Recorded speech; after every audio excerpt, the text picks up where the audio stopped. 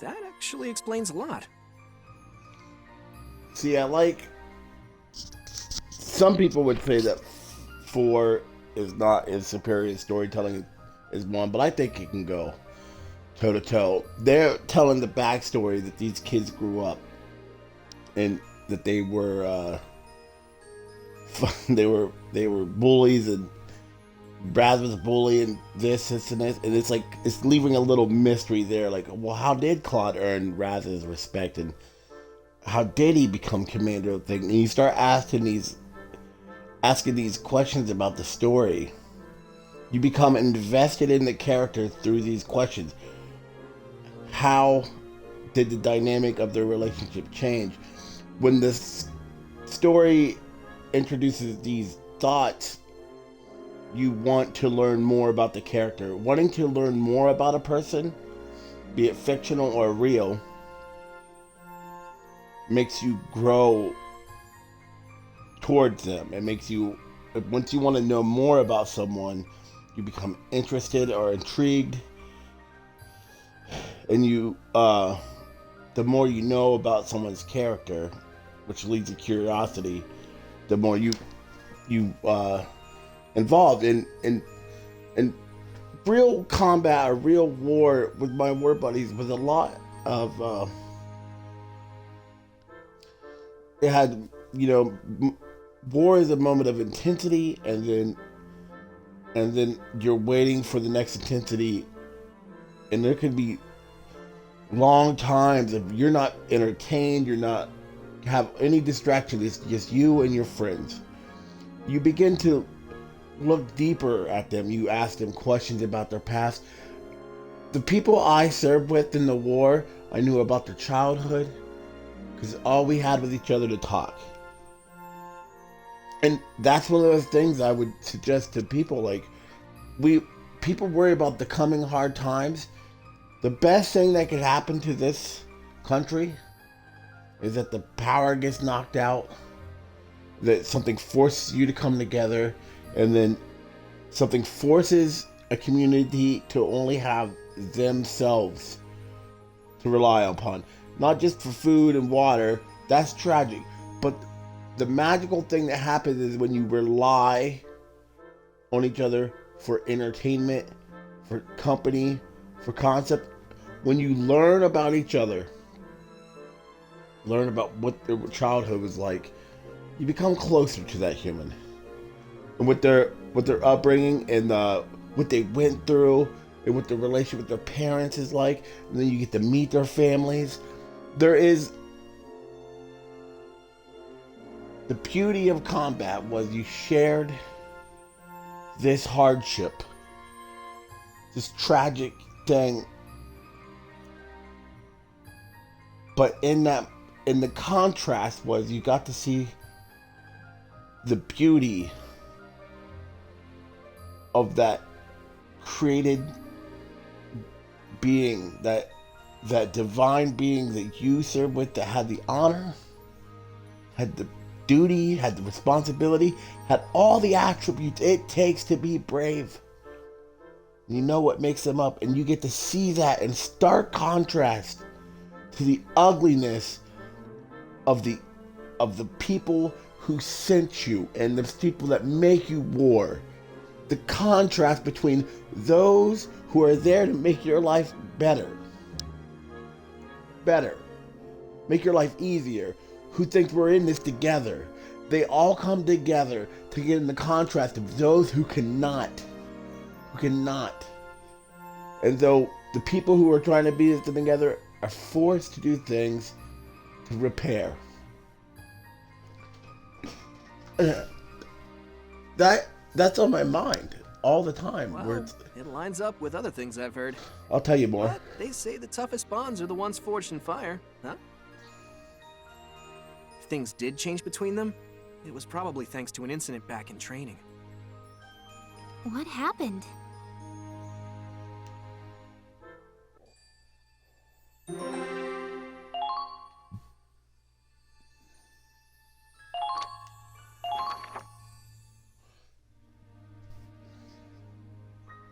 Let's see.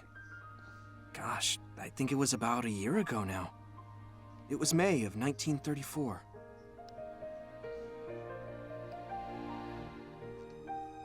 Finally, that damn drill sergeant is gone. I swear, if I see that bastard in the field, I'm gunning his ass down. Save that rage for the Empire, Raz. Kai, It's not just training anymore. From now on, we're going to be fighting real Imperials. maybe. But that guy's earned a place on my shit list for life. As you can see, that Kai is not a woman. So now you're asking questions. We're like, well, Kai on our team, the sniper, is a girl, but the Kai in this scene is a guy. So now you're intrigued about their story. The Valkyria Chronicles weave stories so beautifully together. And you cannot separate. Okay, it's hard to explain. You cannot separate that combat and war are the stories of what makes a man or woman, that makes a soldier, and how their stories weave together.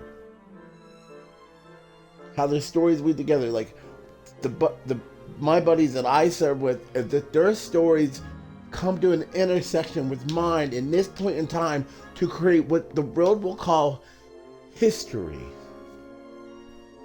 History is when the moments of time that great men's stories intersect.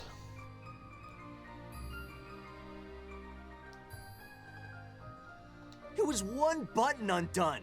I didn't expect him to deck me and send me on a 40K run. There was a lesson in that. On the battlefield, the slightest mistake could cost you your life. Yeah, but remember when he found my contraband? Oh, that beautiful pinup by your bunk? I understand confiscating it, but I wasn't expecting him to return it, used. I heard complaints about this game and saying that it went too far in the era it's in. That it went too far when Raz was looking at that girl's ass, or drill sergeant returned a pit-up model used. And my note to those people, those sissy pants, those flowers, those delicate people that are so upset by everything. It's like men. This is a story about men who fight wars. And you can say you're better than those men because you're not sexist or you're not blah blah blah or you're woke. But the fact of the matter is you're not, because you're not brave. You're not facing enemy fire. You aren't testing your virtues and or values up against real forces. You can sit there on your high horse and criticize a video game for its telling of a story, but it's just telling a story about how people are, about how they are. Now, I'll tell you right now, a drill sergeant would return your contraband as used. They would jerk off in it, and they would return it to you. Now, should those men be canceled, or is that a thing? It's like, who cares? It's not appropriate. No, it's not like, but it's not for kids. This is the ideal that you can get shot at, be shot in your head, get blown up or whatever. But then something like this is a big deal. It's like, no, a big deal is when you drone strike kids for a political reason. We're offended by bad things. We're offended by the wrong things. Right? Before you get to Hillbilly Jim's thoughts on gay people, let's deal with how the top officials use bombing people as a political tool to look strong when the pollings are down. You have psychopaths at the top that end people's lives, who put nation against nation in war. You being offended by the slightest racism or the slightest sexist thing is counterproductive to dealing with the big things. So someone's feelings get hurt. That's terrible. I don't want no one's feelings hurt. I care about people. I don't want that. But if your ire needs to be directed at real things that make you have to be brave to say something. You don't want to say something about the FBI. You don't want to say something about the CIA. But you're going to say something about Hillbilly Jim because he doesn't have institutional power. Fine, he's an idiot. He shouldn't say that stuff. Now let's move on to constructive things that aren't a goddamn war crime and real tragedy. It's your aim is off. It's called virtue signaling because you have no virtues to signal. Ah, did Zyga's wifey cheat on him with an officer? Talk about an honorable discharge. That bastard! Oh, Betty, my angel, what did he do to you? Sorry, Zyga, but I guess love hurts. Guess you've earned the right to hold a little grudge. We'll just have to wait and see who's next on your... I mean, who's gonna be our new commander. Who knows? If it's some stuck-up bastard, we'll just kick him out. Simple as that. Raz, we aren't just recruits anymore. Our superior gives the orders and we follow them. Sure, but Raz the Invincible doesn't play by the rules. Not even his own rules. Why should I listen to some old geezer from the last war? Or a smug prick who got in on their family name? Hey, I know. How about you become the squad leader, Kai? Don't be ridiculous. I don't have any remarkable heritage nor experience. I'm just a thug from the slums, same as you. And there you go. And we're playing a game dealing with class. Can't be in charge because you have to have skin in the game, which means your family name and value has to be or something else. You can't be a guy off the street, even if you have the capability. You can't be in charge of the factory floor.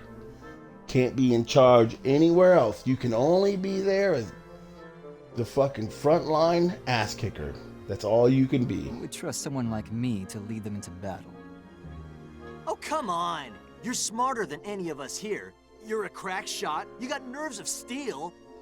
Even the old sergeant never tried smacking you around. He never had an excuse. He respected you. No, I bet he was scared of you. Seriously, man, I can't think of anyone who'd make...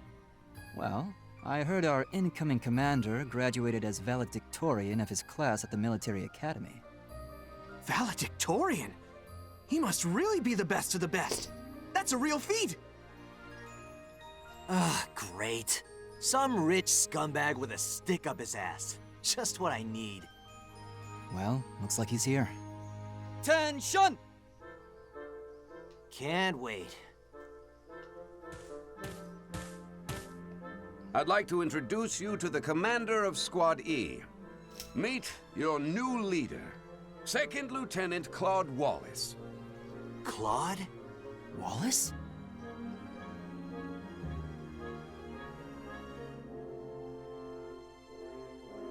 Oh, you gotta be kidding.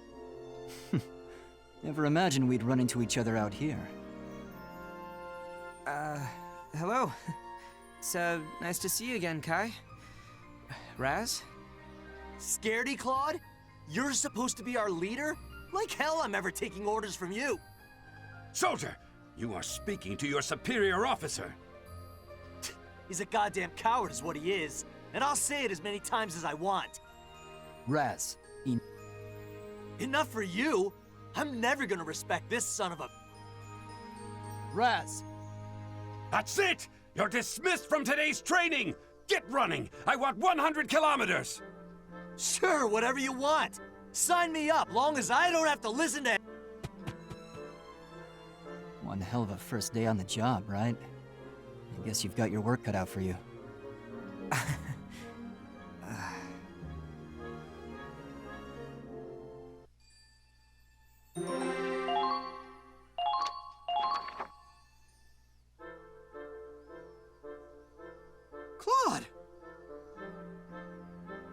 Miles! Last time I saw you was when we were paired up for tank training. I'm surprised you remember me. I wasn't even from the military academy. Was just your average driver fresh out of basic. And I heard you graduated as valedictorian, right? Only thanks to you. We wouldn't have aced the tank course without your help.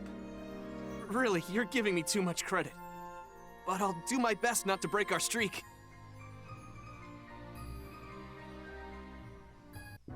Now you want me to take orders from him? Calm down, Raz. We're in the army now. Rank is everything. You know that already. You want ranks? Sure, I'm sergeant and he's second lieutenant. But he's still a worse shot than me, and his CQC's a joke.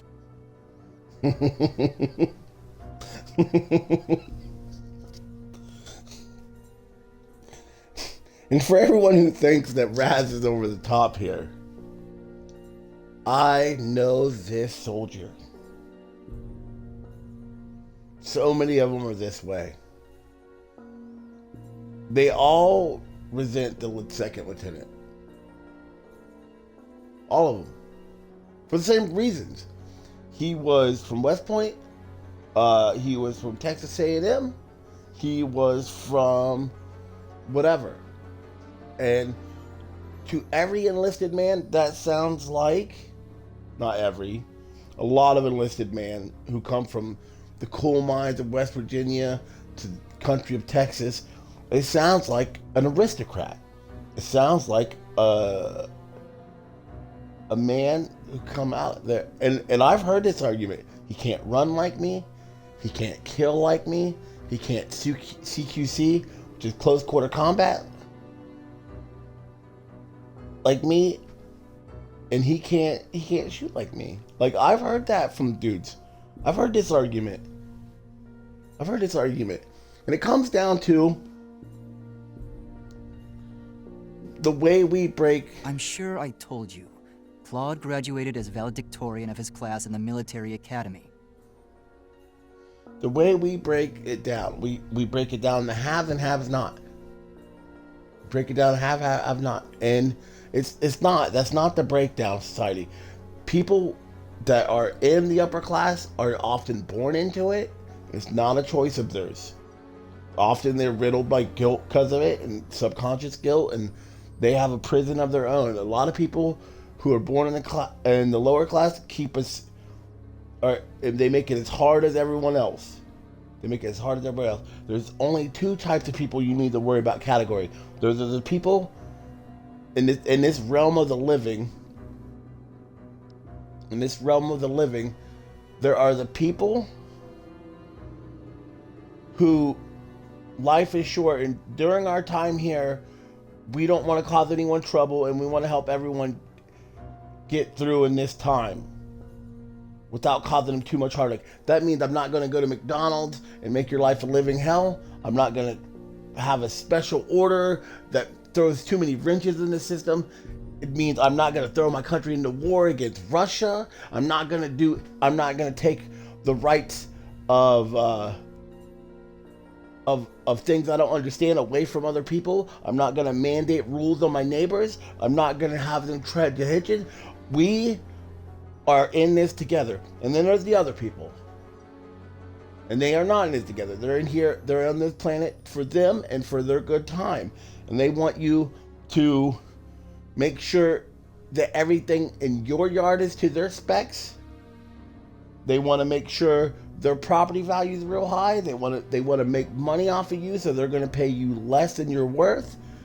And they're going to have everything in their business favor, and they're going to say it's just business, as if that's not an insult. Like, it's just business. Also, just business. You're telling me up front that you want to make everything better on your end. So that these people who want to, and they'll use their family for it, but they use family and security to go to war, to take something from you, to enslave you, to mandate you, to take something away from you. They do it all the time, and they'll go to McDonald's and they'll complain. They'll go and they want it their way right now. They want everything this way. you're either on this planet to understand other human beings and what they're going through and make it bearable for everyone, including yourself, or you're on this planet just for you and you're giving everyone a hard time. Now, that'll get confusing because often the person that's in it for everyone else has to stand up for themselves and others, saying, hey, this person in this group or in this community is out of line. They're going to drag us into stuff we don't need to be into. They're going to drag us into fights we don't need to be in. They're going to make turning the crops over harder than it needs to be. People who make life easier on others and people who make life harder on others. Those are the two categories. You can be a poor person who does that, and you could be a rich person who does that. And the revolution can't be the have versus the have-nots. It can't be like that. Revolution needs to be, is this government here to make lives better on everyone here? Or are they in it for themselves? Are my neighbors in it for themselves, or are they for everyone here? This is the judgment that you set. This is the only judgment. Whether you're gay, whether the girl had an abortion, is this the type of person? Is this the type of person who's out for the team? There's team players and there's selfish players. That's the breakdown. That's the breakdown. He's not the same Claude we knew.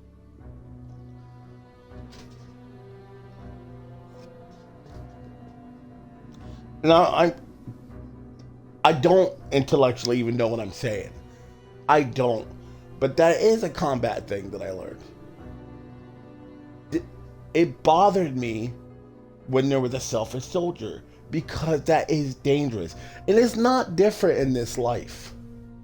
It's not. It is these people who drag us into GDP thinking are dangerous to all us who just want to live a happy life. Yeah? So tell me what's changed. Valedictorian? Don't give me that shit.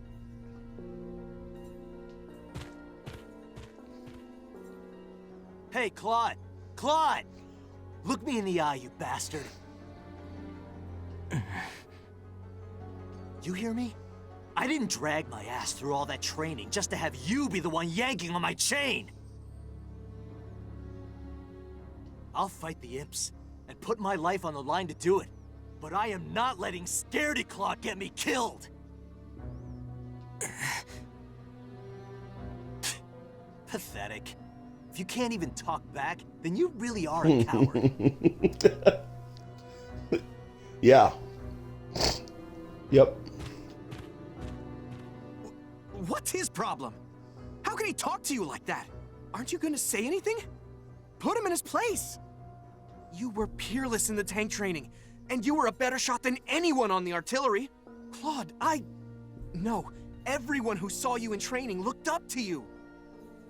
There's no way anyone could call you a coward. I hope you don't hold it against him. Raz is more sensitive than he lets on, and he's not sure how to deal with this.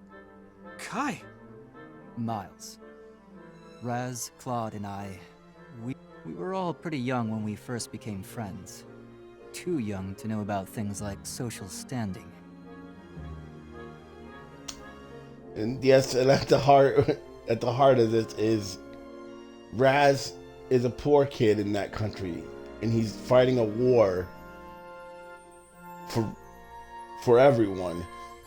And even the way the military is structured, the haves are in charge or whatever. It is peculiar.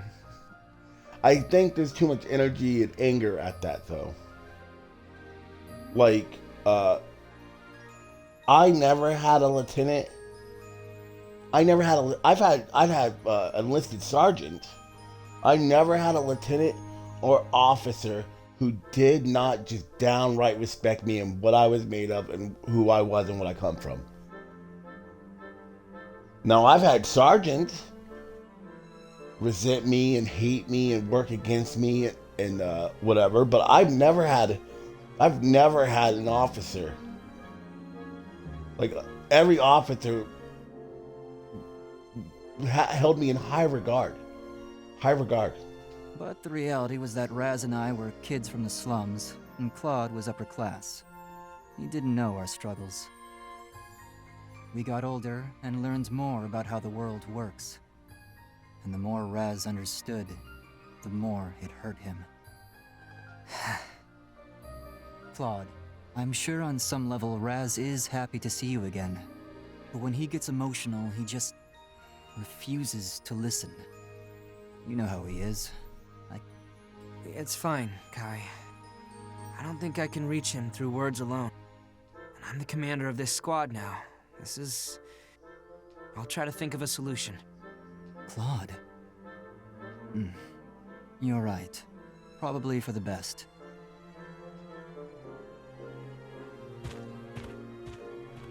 Huh? Hey!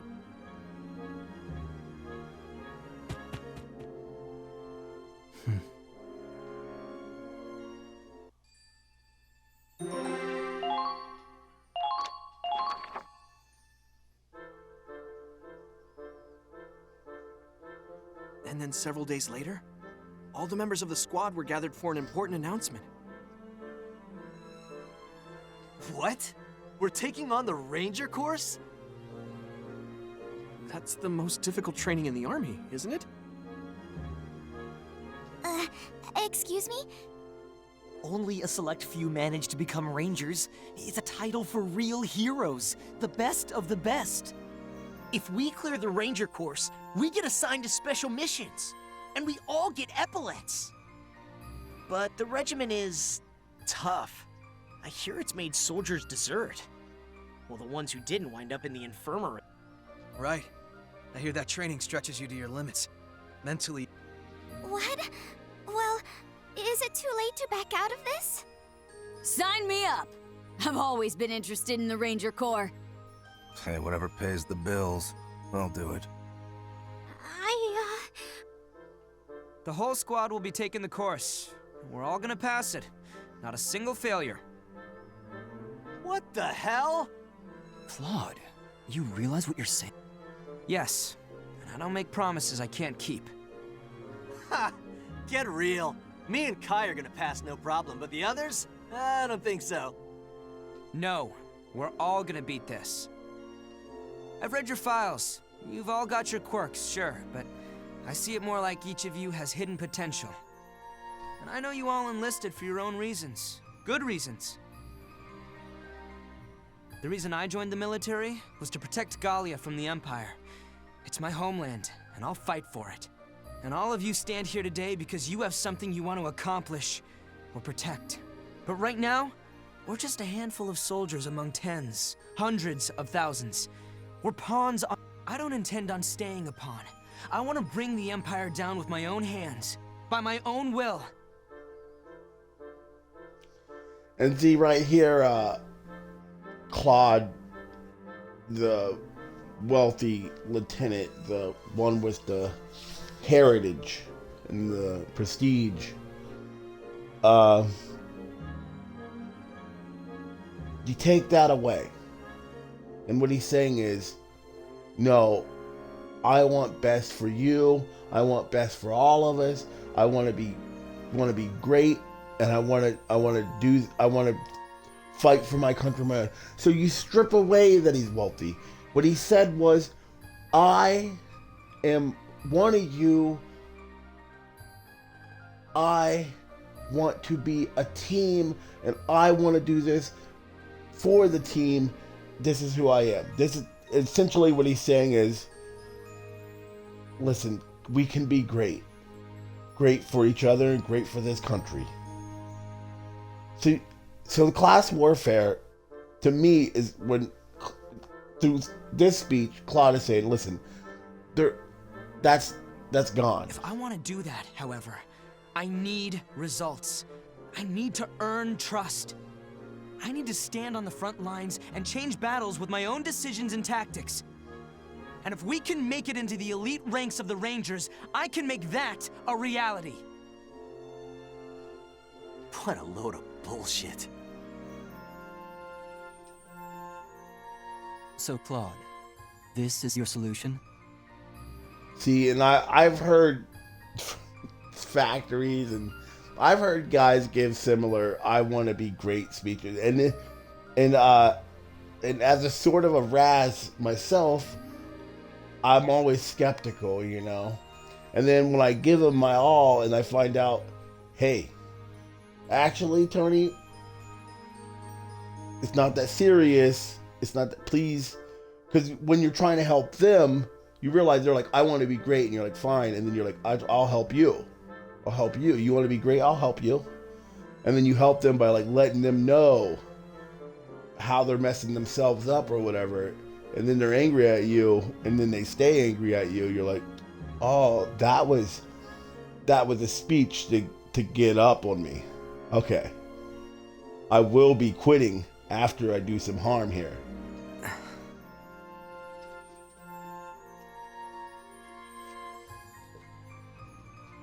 I have to say, Raz, I'm surprised at your cowardice. What did you just say? True, the ratios of physical and mental capability in this squad may be a bit uneven. But that's something that could be covered between the two of us. Isn't that right?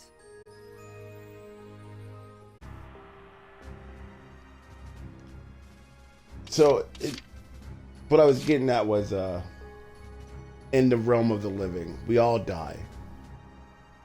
And I think, whether we know it or not, that is a concept that we have plugged into everything we do. And because we all die in the realm of the living, we have this space and time that we know for sure that we exist. And I know that maybe I don't make sense to a lot of people, but try to follow me the best you can. We know we don't, so that's where the two schools of thoughts come from, right? Like, so think of life as a boat that we're on in the ocean, and we're sailing across time. And we all have our time on the boat, and then at the end we all get tossed aside at the end or whatever. And there's people on that boat. Some of them are trying to get out of rowing, leaving the rowing to the people who care. So those people who don't want to row, or they want to get the most out of the boat, distance traveled, and whatever resource they can with the least amount of rowing. They're a problem. There's people who don't want to row and help everybody. They're a problem. There's people who want to speed up the rowing despite the cost of the rower. They're a problem, right? It comes in all forms in this life. It comes in all forms.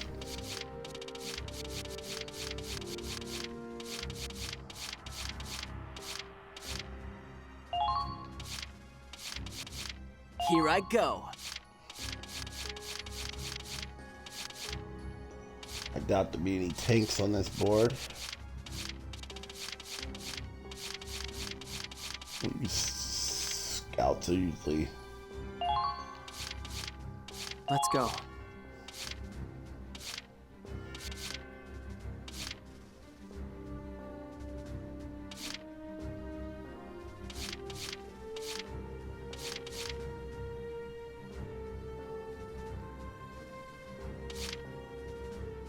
Here? I know you can do this, Claude. Good luck. So... There's no turning back. Let's go, everyone. Show them what we've got. And there's people on the boat who want to make your time rowing easier. Who want to... Your first objective will be to capture this point. Exceed the time limit, and you'll be disqualified. Your mission starts now. Give it up. Look at all. What? Shut it. I don't take orders from you. Fine. I don't need your help. And there's people who want to make the rowing easier, and to make your time on the boat and its travel smooth, and and as good as it can be. And sometimes that can come in any form. Like they can nurture you and make you a stronger rower.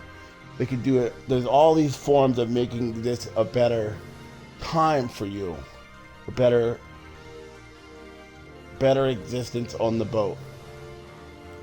So you got, like, even like here with Raz, he doesn't want to make it easy for his aristocrat leader because he's an aristocrat. So just because a large portion of aristocrats are out for themselves, or large portion of the haves, or those who that they may have a common selfishness, it's not right to assume that they're all selfish or that they even know better. Like, they don't really know what a fair wage is.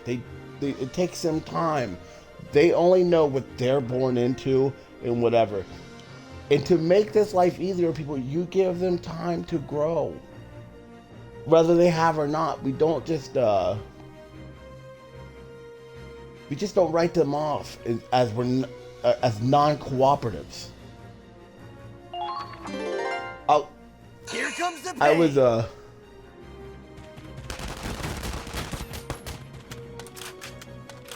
Eat lead.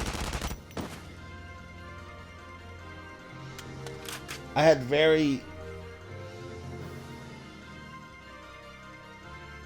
backward thinking when it came to the border and the countries and what's illegal, whatever. It took my Hispanic friends. They knew I wasn't a racist. They knew that I was thinking not on the terms I need to think, but they gave me time to grow. The Hispanic men I served with and the Latinos, they definitely embraced me and accepted me despite my backward thinking. Now, they could have just wrote me off as a racist, been hostile towards me, but they didn't. They gave me time to think about it, because what was important isn't legality. That's not important. Legal, religious dogma, any hard set rule isn't important. Rules are there to make life easier on everyone else, but often they get in the way. And when these rules get in the way, it's a problem. They let me grow into the concept that I need to come into these terms I have now, where it's I would like to make life better for all people, Hispanics, whatever. Like, I would want it easier. I don't want rules that makes it hard on them, that suffers them, makes them ride and truck. I don't want any of that for them. And I'm not a communist. I'm not talking about taking anything by force. I'm not talking about making anyone do anything.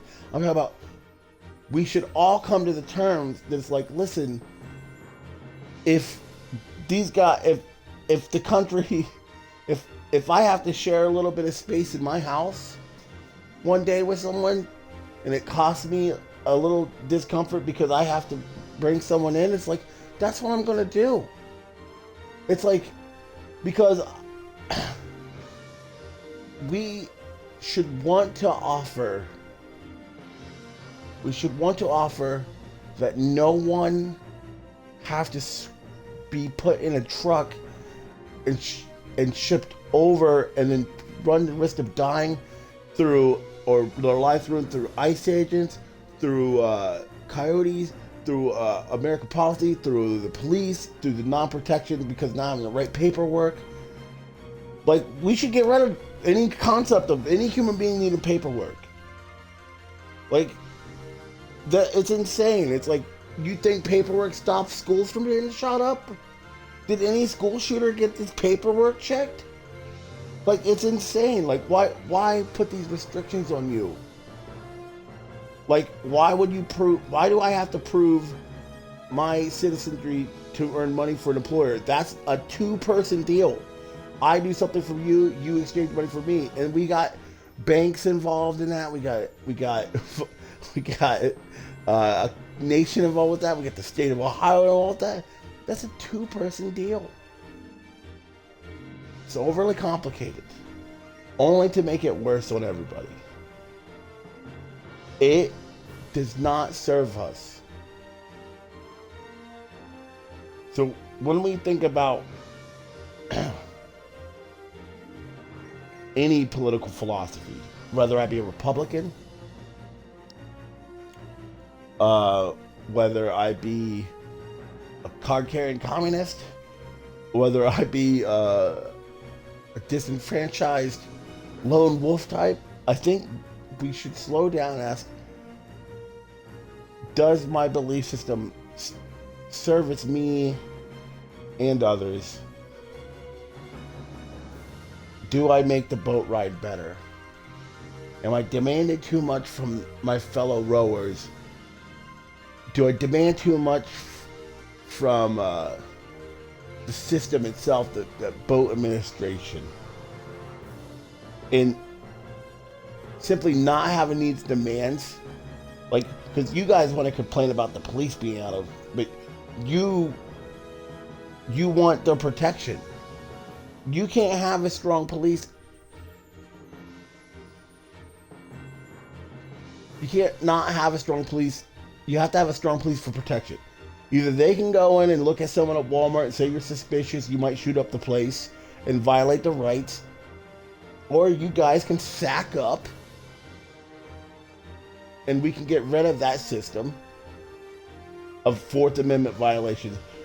It's like not even constitutionally. Like, that doesn't even have to be brought up here. Like, we're talking about, do you want human beings harassed? And you think you can have the police give them the power they do and not have people harassed? It's like, no, you have to severely limit them to police. You're allowed to harass a guy if he has a gun and he pulled it out and he's going to pull the trigger. You cannot harass a guy thinking he has a gun on him. He might do something. I'm sorry. It's like you can't just pick random people to give a hard time to. And it's often not random. It's often based on race or whatever. And you'll say that's racism. It's like, no, you like comfort, so you sign off on making it harder on other people on the boat so that your boat stay is better. You have to want the boat to be a good ride for everybody. To want that. Because I'm going to tell you what happens to the boat if there's too many selfish people on the boat. 1, it doesn't go anywhere. 2, there's a mutiny. 3, that bitch gets capped over. That's not a threat. That is human nature. Human nature. So I think we should take it easy on one another before it's too late. I think we really need to take it easy on each other. We don't need to be telling people what to wear, what to put on their face, what they could do, like what they decide to do with their bodies. We don't need to be telling anybody anything. We're here to either support you, be your friend. I'm here to talk. I'm here to give you suggestions about what can get you stronger, what can make you better, or like maybe I'll give you a hand lifting something heavy. But no one needs to be telling anybody what to do. No one needs to be doing that. That doesn't. There's a power trip. Power trip in the classes. Commencing attack.